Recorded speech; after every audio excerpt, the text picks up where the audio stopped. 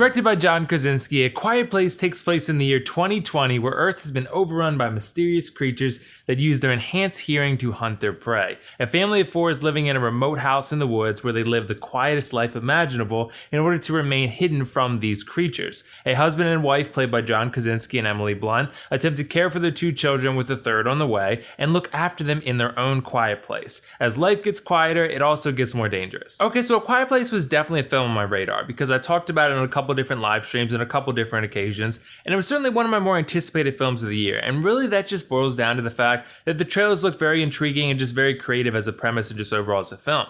I also heard lots of positive buzz of the film coming out of South by Southwest, so needless to say, I was definitely very excited for it and very much anticipating it.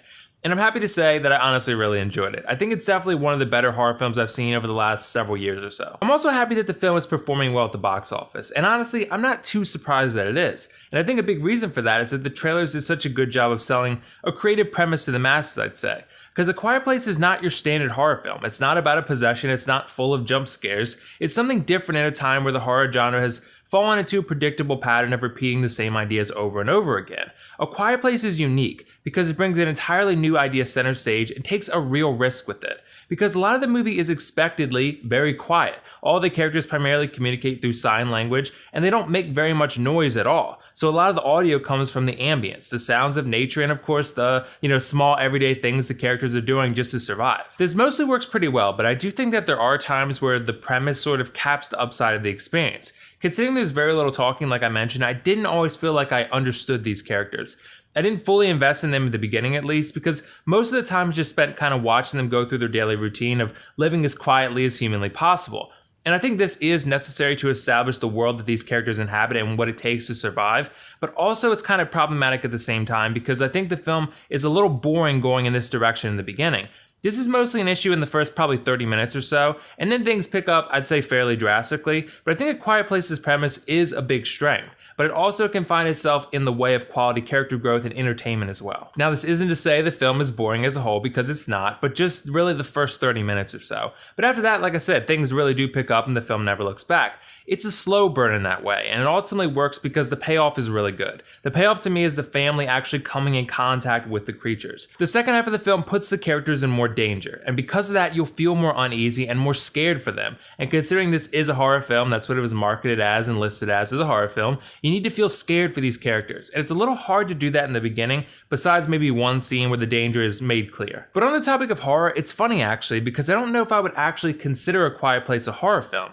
To me, it's more like a sci-fi thriller, because I don't know that there's anything overly scary about this movie. It definitely succeeded in making me feel super uneasy, but I don't think I ever felt an overwhelming feeling of fear or anything.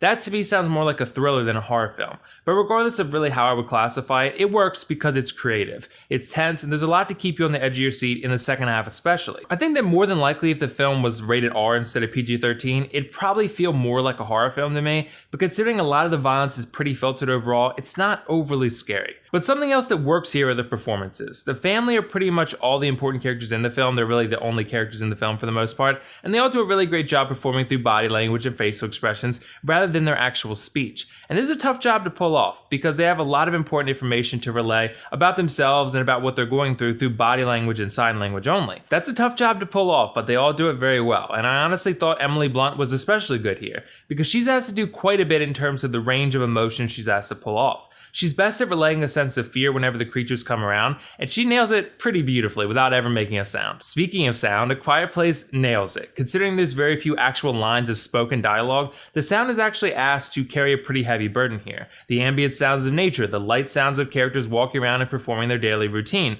and of course the sounds of the creatures in search of their prey. A Quiet Place is an experience that relies pretty heavily on audible aspects, and it does so remarkably well by immersing you into a world that's incredibly foreign, dangerous, and of course tense. The film is also shot incredibly well, and I like how they emphasize the little details, how they emphasize the dangerous world the characters inhabit, and how death is just waiting around the corner ready to pounce at a moment's notice at the first loud sound. The camera work in A Quiet Place is probably one of my favorites of the year thus far because there's a clear emphasis on the horror aspects and just the framing of the shots in a way that almost felt alien-like in a way.